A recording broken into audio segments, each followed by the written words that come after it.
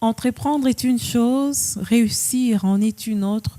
À chacun son expérience, mais aussi ses qualités, ses défauts. Voilà pourquoi nous avons l'habitude de faire parler ceux qui ont le goût d'entreprendre en vue de partager avec nous leurs expériences surtout et encourager les autres à faire la même chose ou à aller un peu plus loin. Madame, Messieurs, nous recevons sur ce plateau Josepha Mutondo. Ce n'est pas la première fois, je crois que c'est la deuxième. Absolument. Merci de revenir sur ce plateau. Merci. Vous allez bien? Très bien, et vous? Ça va? Après le confinement, ça se passe bien? Tout se passe bien, on s'est adapté, voilà. La vie malgré le Covid. Alors, malgré le Covid, on est là, mais chacun de nous a eu à tirer des leçons pendant cette période. Qu'est-ce qui vous est passé par la tête, en fait? Ouf, pendant la période voilà, du confinement, c'était très difficile. Déjà, j'ai eu toute une famille qui était atteinte de la maladie, donc c'était une période de stress, de découragement. J'imagine, mais de tout le monde est en vie. Hein? Oui, jusque-là, tout le monde est en vie, merci. C'était le désespoir total. Voilà, on se disait, est-ce qu'on va reprendre un jour la vie? Est-ce qu'on va retourner aux activités? Et voilà, c'était une très vilaine période.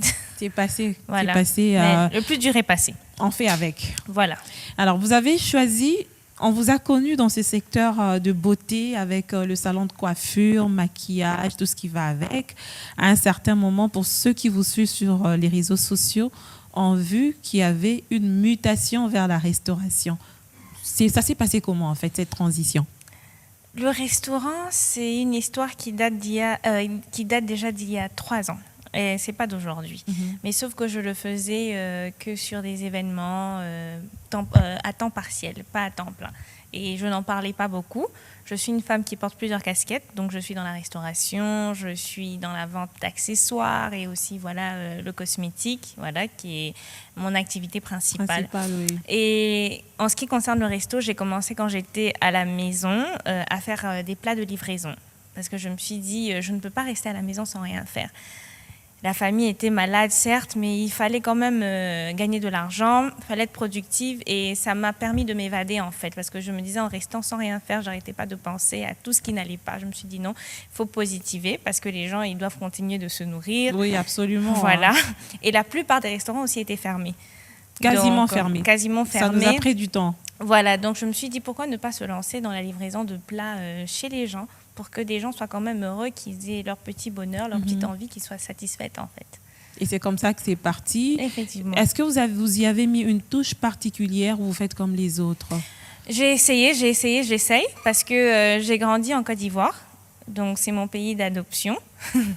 Et j'ai voulu ramener en fait toutes les spécialités de l'Afrique de l'Ouest, tout en mettant en avant d'abord les spécialités de chez nous. Donc comment ils appellent les tchékés? La tchéké, oui. voilà, ce sont des grains de manioc, donc c'est un peu comme la chikwang. C'est un peu comme la chikwang, oui. Voilà, c'est le plat voilà que tu ne peux pas ne pas manger en Côte d'Ivoire. C'est obligé, c'est la tchéké. On a le tchéboujen qui est du Sénégal, qui est l'une aussi de mes signatures, et surtout des grillades, du poisson à la braise, du poulet à la braise, mais fait comme en Côte d'Ivoire. Et bon, je fais aussi, bien sûr, la touche congolaise, donc on va dans les mpossé, les makelele, les ngaïngaï, les matembele, voilà. On comprend bien que vous êtes une femme entrepreneur, aussi jeune, vous influencez aussi sur les réseaux sociaux parce que l'on connaît des milliers de jeunes filles qui s'identifient à vous. Ça c'est déjà un point positif. Merci. Mais ne pensez-vous pas que vous touchez à tout au même moment? Oui, je touche à tout, un peu à tout, et mes proches me disent il faut que tu choisisses quelque chose, mais je ne peux pas choisir parce que j'aime un peu tout ça en fait, j'aime tout ce que je fais. S'il y a quelque chose que je ne supporte pas, c'est la routine.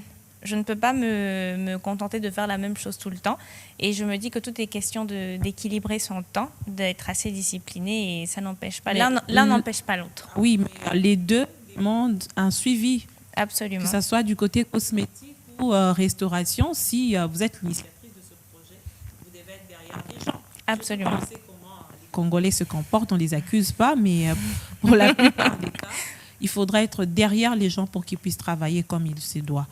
Est-ce que vous avez suffisamment... Déjà, Josepha Cosmétique est un établissement qui a 5 ans aujourd'hui. On a eu 5 ans. Donc, vous avez maîtrisé les choses. Je pense vous qu'on a n'avez pas maîtrisé. peur de tomber dans la routine, dans les habitudes, et à un certain moment, de faire la même chose n'est pas satisfaire les clients. Ça évolue, hein, le monde cosmétique. Le monde du cosmétique évolue et je pense que jusque-là, on a gardé les échelons, tout va bien. Et au lieu justement de reculer, d'être en arrière, on avance plutôt. Donc ça, c'est une bonne chose. Et comme j'ai dit tout à l'heure, l'un n'empêche pas l'autre. Ça fait 5 ans que Josepha Cosmétique existe. Donc il y a eu vraiment des assises qui ont été faites. Il y a des gens qui sont là, qui sont assez formés, ils ont une habitude. Donc on n'a plus besoin d'être derrière eux comme avant. Et là, on se concentre sur plutôt l'extension de Josepha Cosmétique, comment ouvrir ailleurs, comment développer la marque. Donc on est plus sur ces choses-là. Et du coup, le restaurant qui demande beaucoup d'attention, bah, c'est à ça que je m'attelle. C'est à ça que je m'attelle parce que quand on a commencé, je cuisinais toute seule. Donc de 2 employés, on est passé à 17 aujourd'hui.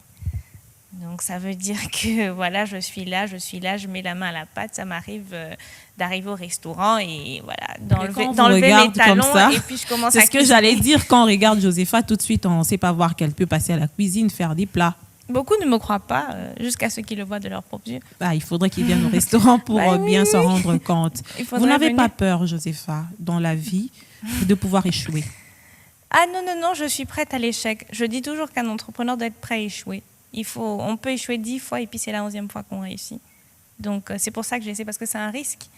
Livrer des plats aux gens, avoir cette assurance, se dire que je vais faire un plat et le vendre à quelqu'un et convaincre cette personne de l'acheter, c'est un grand risque. Mais la restauration aussi, c'est quand même beaucoup d'exigences au même moment. Ça demande vraiment de respecter certains principes. Est-ce que tout le monde aujourd'hui, parce que l'on voit des mamans qui nourrissent des milliers de quinoa au quotidien, mais par moments, ils les font vraiment sans beaucoup d'attention. Comment vous faites pour respecter ces principes? Ça revient à ce qu'on disait tout à l'heure, je suis là pour les suivre derrière, voilà, parce que la cuisine, c'est bien, mais l'hygiène passe avant tout. Et ça, je le dis tout le temps avec les gens avec qui je travaille. Quand on livre un plat à quelqu'un, il doit déjà par le plat qu'il reçoit, il doit sentir qu'il y a vraiment il y a une préparation bien faite qui a été faite depuis la cuisine. Donc c'est vraiment suivi à la lettre, on les suit de près et mes employés ils savent tous, je ne supporte pas la saleté. Donc il n'y a pas que le goût, que l'esprit de vendre, de gagner des clients, non, c'est d'abord l'hygiène. Donc vraiment on veille à ça tout le temps. Bon, ces femmes qui le font aussi, ces femmes qui tiennent des restaurants de fortune, est-ce qu'elles peuvent se considérer comme des femmes entrepreneurs qui ont des entreprises et y mettre du sérieux pour que... on voit comme par exemple à l'extérieur du pays, ce sont des vraies entreprises, des restaurants, des takeaway, mais c'est fait quand même de manière assez formelle, structurée. C'est pas comme si elles préparent dans la rue sans aucune norme. Elles se réveillent le matin, elles-mêmes parfois elles ne se lavent pas. Il faut qu'on se lave. Bon Oui. À 5 heures, elles sont parties pour aller se ravitailler et quand elles reviennent, les conditions laissent à désirer. Vous êtes dans le domaine, vous êtes en train d'évoluer, vous avez commencé petit, aujourd'hui ça évolue positivement. On ne peut pas se dire que c'est VIP seulement, mais qu'est-ce qui vous fait travailler avec assez d'assiduité? C'est la passion d'abord, la passion pour ce que je fais. J'aime ce que je fais, l'argent vient après. Parfois j'en fais, parfois non. Et donc voilà, c'est ce qui fait que je m'attelle à ça, je continue, j'aime. Et puis moi, il n'y a rien de tel que procurer un bonheur chez les autres. Quand tu sais, un client t'écrit, te dit franchement ton poulet était top, et qui ne le te dit pas pour te faire plaisir, mais parce qu'il le pense vraiment, parce qu'on a des clients aussi très exigeants, ça fait du bien. Et voilà, c'est tout part de la passion en fait pour moi. Cool. Et ces femmes-là, comme vous m'avez demandé tout à l'heure, est-ce qu'on peut les considérer comme des entrepreneurs? Absolument, elles sont à féliciter, elles sont braves. Et on n'entend peut-être pas parler d'elles, elles ne sont pas suivies sur les réseaux, mais elles nourrissent des milliers de personnes et elles sont à encourager.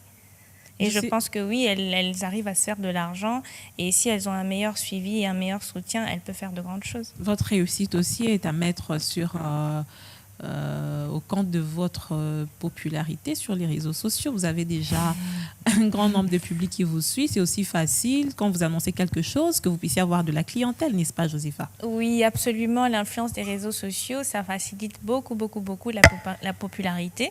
Donc oui, c'est un plus. C'est un plus. Oui. Vous les gérez assez positivement parce que parfois aussi ça ne marche pas.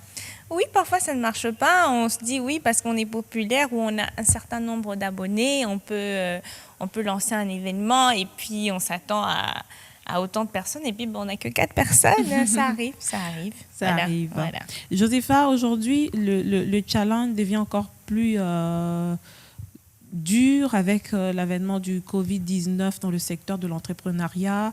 Le contexte économique lui-même aussi, déjà avant ça, il était assez compliqué. Entreprendre au Congo, c'est un véritable casse-tête parce que vous en avez l'expérience déjà avec Josépha Cosmétique. Aujourd'hui, vous vous étendez dans d'autres secteurs. Quels sont les secrets qui vous font persévérer? Les secrets qui me font persévérer, je pense, c'est l'amour d'abord de son pays, l'amour du Congo, l'amour de ramener des choses, de faire avancer les choses en fait. Parce que ce n'est pas évident, c'est un grand challenge. Déjà, Josépha Cosmétique, pour qu'on tienne et qu'on ne mette pas la clé sous le paillasson, ça n'a pas été chose facile. Aujourd'hui, pour qu'on soit une référence, ça n'a pas du tout été facile. Et encore chez Joe Restaurant qui naît, voilà, et qui doit aussi se faire un nom, qui doit être aussi demain une référence d'endroits où on peut vraiment bien manger à Kinshasa. Ce n'est pas du tout chose facile. Ce qui me fait tenir, comme je l'ai déjà dit auparavant, c'est la persévérance, c'est la passion pour ce que je fais et l'amour de mon pays. Sinon, je serais déjà partie depuis bien longtemps. Que pensez-vous de cette catégorie de jeunes femmes comme vous, qui font partie de votre génération, mais qui attendent parfois que tout leur soit servi comme un plateau, sur un plateau, que tout leur soit servi comme un gâteau sur un plateau. Donc, elles attendent. Elles ont fini, par contre, certaines, elles sont licenciées, mais pas de boulot. Elles attendent, les années passent. Et rien ne se passe. Oui, rien ne se passe. Je pense que c'est bien dommage parce qu'il ne faudrait pas rester là, se tourner les pouces. Il faut bien se lever, voilà. Il y a des gens, moi je n'ai pas fait de grandes études. J'ai étudié pendant 2 ans, j'ai fait de la gestion d'entreprise et j'aimerais bien aller encore à l'école, rajouter des connaissances que je n'ai pas. Mais vous vous formez dans ce que vous faites. Absolument. La cuisine, j'ai jamais fait d'école de cuisine. Oui. Et vous savez, la restauration, c'est pas du tout facile parce qu'il ne suffit pas de savoir cuisiner pour réussir dans la restauration. C'est toute une organisation. C'est pas parce qu'on sait. C'est un art aussi. C'est un art. Déjà, c'est un art. Il y a beaucoup de techniques et on n'ouvre pas un restaurant parce qu'on cuisine bien. Cuisiner bien, c'est bien quand on est à la maison avec les proches, mais de la restauration, c'est une chaîne à organiser, à suivre au quotidien et s'adapter à la demande du client, c'est s'innover, se réinventer tous les jours parce que les gens ne vont pas manger la même chose sur une certaine durée de temps. Donc, c'est pas du tout évident. Et pour ces filles Pour ces filles, donc, je leur recommande vivement de se lever parce que le temps, il passe. Le temps, il passe, malheureusement. Et on n'a qu'une seule vie, on n'a pas de vie. On a tendance à oublier ça. On n'a pas de vie, le temps, il passe. Et la plupart de ces jeunes filles, je pense qu'elles ont entre 18 et 30 ans. Oui. Toutes ces filles-là dont vous parlez. Et une fois qu'on a les 30, ça passe. On a d'autres soucis encore qui viennent. Donc, il faut vraiment se lever. Mais elles vous diront, on n'a pas toutes les mêmes facilités dans la vie. Le fait que vous soyez mouton peut-être vous a facilité la tâche. Ah oui. Ou peut-être pas. Parce que je suis juste une battante. Et le fait que moi je sois Fezamika, ça, ce sont les idées que les gens se font dans la tête. Parce que c'est elle peut réussir dans la vie et moi non. Non, tout le monde a sa chance de réussir. Tout le monde a une chance. Il suffit de vraiment travailler sérieusement, de se donner à cœur pour ce qu'on fait. Je pense que chacune a sa chance. Moi, j'aurais pu me tourner les pouces et attendre la facilité, mais je ne le fais pas. Voilà.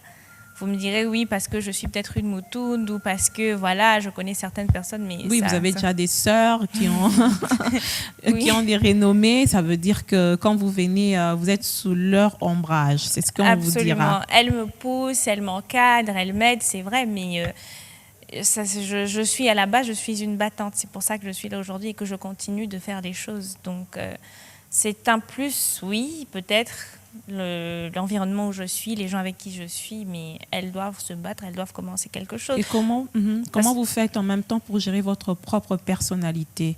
Ça, il faudrait qu'on se le dise. Vous êtes dans un monde où vous êtes très visible, vous êtes très sollicité en tant que femme. Comment vous faites pour rester Josépha Moutoun, une femme avec beaucoup de principes, pour ne pas tomber dans certains pièges des hommes, hein? Oui, hein, parce que c'est la jeunesse aussi en même temps.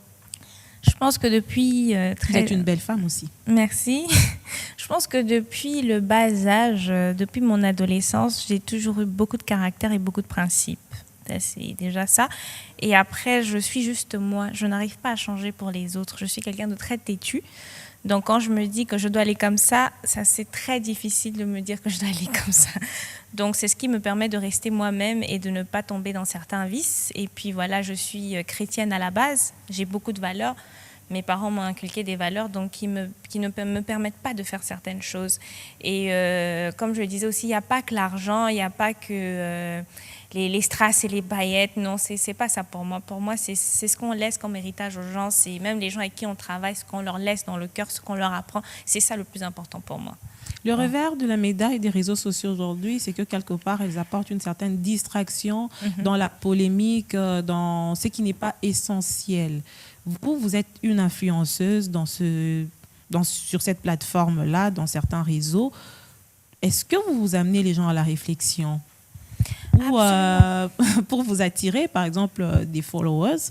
On sait comment ça se passe. Parfois, on est dans la banalité. Absolument.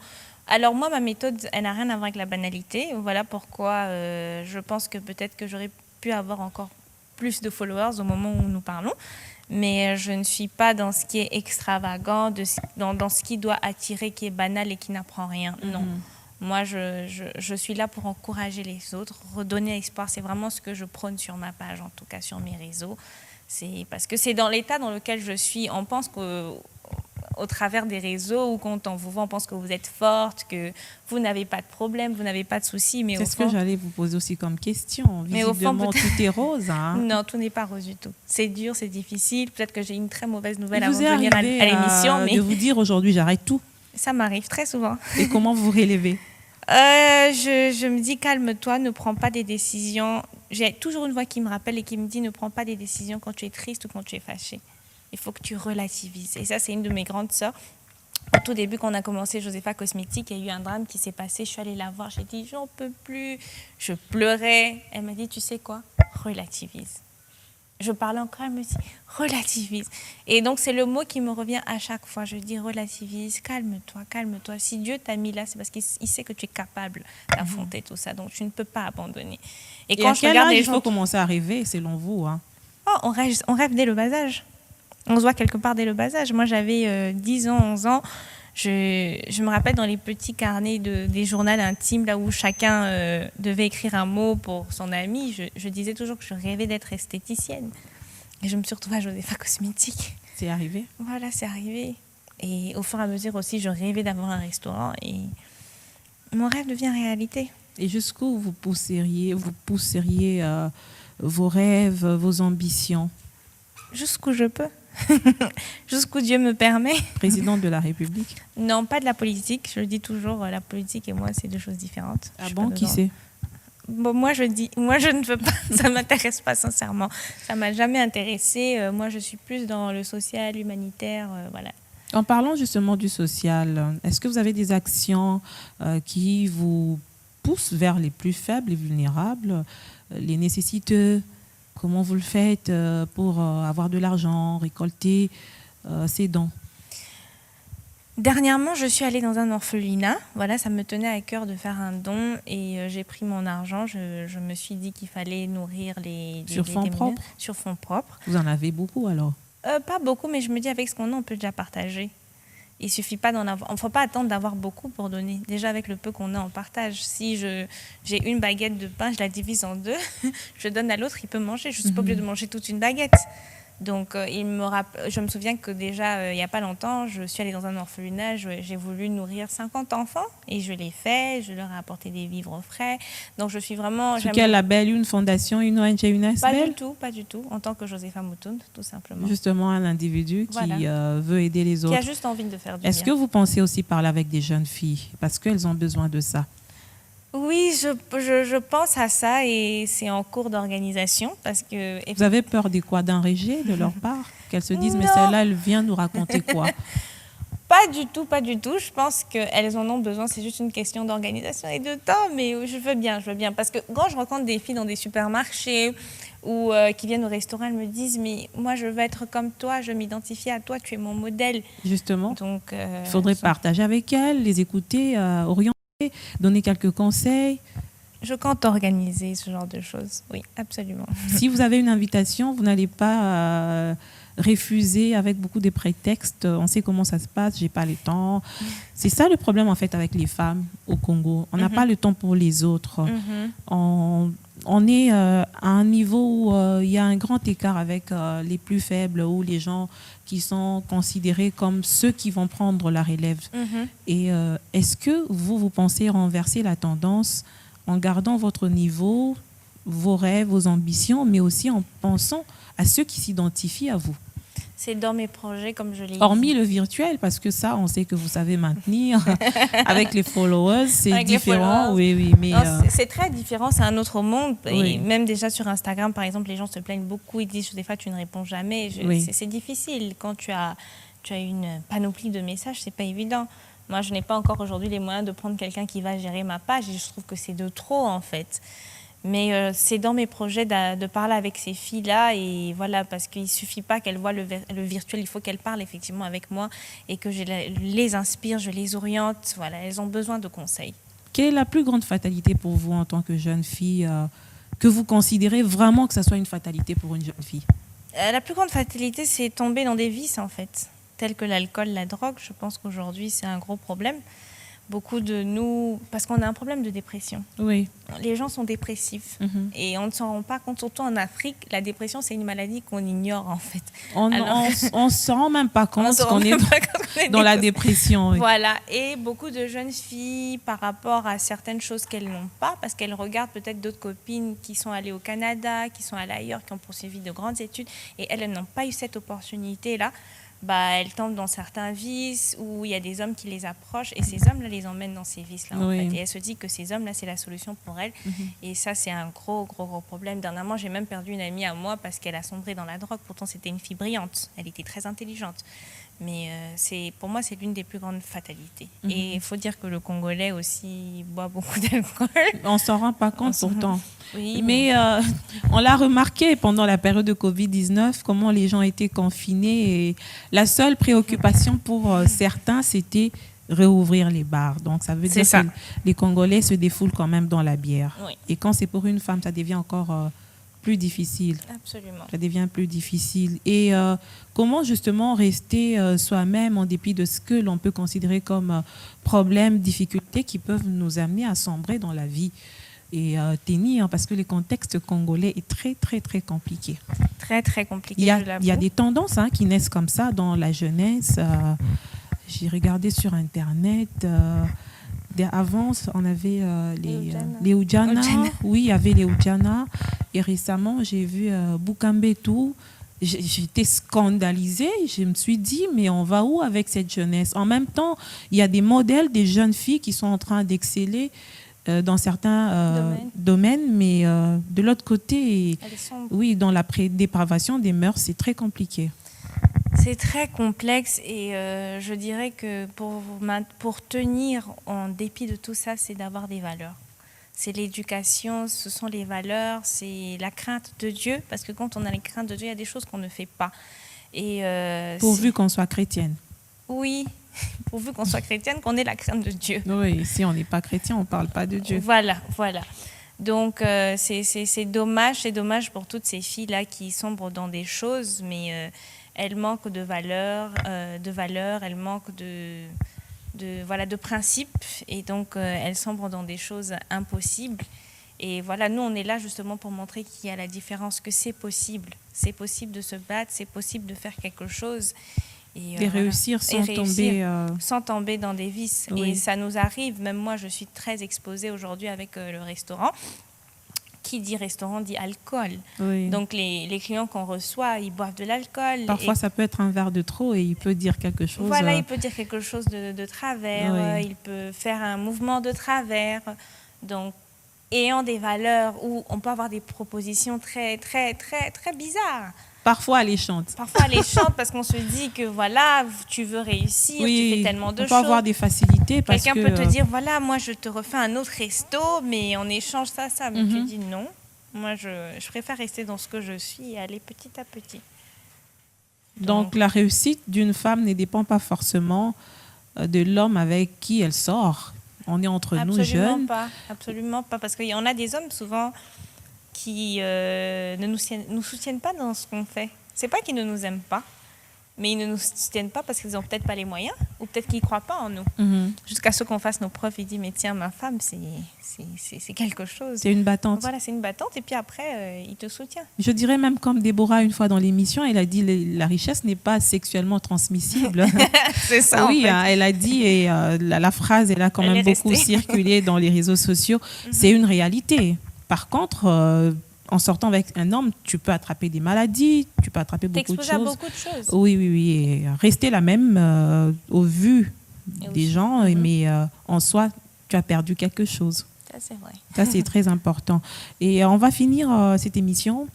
On voudrait savoir si dans les jours à venir, vous n'allez pas changer, malgré les succès ou vos projets qui réussiront, on le souhaite vivement. Vous resterez la même?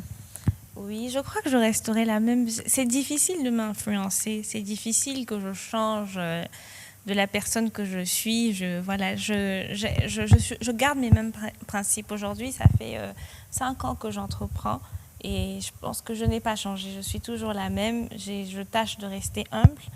Et et je suis toujours prête, comme je dis, à l'échec. Il faut savoir qu'autant on peut arriver au top et très vite on peut retomber très bas. Donc je pense et j'espère rester la même. Et toujours prôner mes valeurs, mes principes. Et puis bon, je pense qu'en ce moment je suis très exposée, mais à un certain moment je deviendrai mère de famille. Donc épouse. Épouse, et vous me verrez peut-être plus comme ça. Donc, est-ce que le mariage, ça sera une finalité pour vous? C'est une finalité? C'est pas une finalité, mais je pense qu'avec l'âge, il y a des choses qu'on ne fait plus, on ne court plus, on peut rester... J'allais demander, vous avez quel âge, Josépha, pour pouvoir parler de l'âge? J'ai 27 ans. Ah oui, mais vous êtes encore jeune. Hein? Oui, je suis encore Vous êtes encore jeune. Quand même. Après la trentaine, c'est alors qu'on regarde des choses différemment. Oui, après la trentaine, qu'on commence à avoir 40, oui. Je pense qu'on préfère rester chez soi et puis compter, penser à sa retraite, s'occuper de ses enfants, passer du temps en famille. Ah oui, c'est ça votre... je ne peux pas appeler ça rêve, mais ça peut arriver. C'est ça. Donc à un moment, je resterai la même, je tâcherai de rester la même, mais bon, voilà. On a fini, à moins que vous n'ayez quelque chose à rajouter. Non, merci beaucoup de m'avoir. Et si on veut faire un tour au resto? Vous êtes les bienvenus, c'est en diagonale de la clinique Galliema à Gombe. Ok. Voilà, on a toutes les spécialités africaines de l'Ouest et du Congo, donc les saveurs du terroir. Vous êtes les bienvenus. Et voilà, passez aussi toujours au salon parce que Josépha Cosmétique est là. La bourse, c'est ouvert à tout le monde ou c'est une certaine classe high level parce qu'on sait que c'est Gombe? Non, c'est pour tout le monde. On a des plats à partir de $10. Ah, il y a certaines choses qui coûtent $10, oui. Des samoussas. Ah, Josépha. Samoussa $10. Samoussa $10. C'est déjà mais il y en a plusieurs. C'est pas un samoussa, c'est toute une assiette. Ah oui, hein. Voilà. Et puis si vous me trouvez au passage, parce que vous aurez un cocktail gratuit. On espère bien. Pour accompagner les samoussas. Donc vous êtes les bienvenus. Et merci à tous ceux qui regarderont l'émission. J'espère qu'au travers de notre dialogue, certaines personnes seront inspirées, édifiées et que ces jeunes femmes vont aller de l'avant. C'est ce que je le souhaite vivement. C'est très important. Vous avez suivi la voie d'une jeune femme, mais pleine d'ambition, qui ne s'arrête pas tous les jours. Elle réfléchit comment investir pour aider aussi les jeunes à trouver de l'emploi, parce que chaque fois que je fais un tour dans tout ce que vous entreprenez, ce sont des jeunes qui travaillent et c'est important pour cette élite la jeunesse congolaise, sur qui repose justement l'avenir de ce pays. Ce sont des initiatives à encourager. Ne vous fatiguez pas. Ne vous découragez pas malgré les obstacles. Il suffit de pouvoir se reconcentrer et de se réarmer moralement. C'est munir de beaucoup de détermination, de détermination surtout, c'est très important. Alors merci. N'oubliez pas, n'hésitez pas de passer un tour dans les boutiques partenaires de Vlisco Congo pour pouvoir accompagner cette grande campagne lancée par cette entreprise de textile en vue de soutenir les femmes de l'Est de la République démocratique du Congo à travers la campagne de City of Joy. Ça sera une manière de redonner les sourires à ces femmes. Plus vous achetez des pagnes, plus les bénéfices sont reversés dans leur caisse et plus elles ont le sourire. À très bientôt.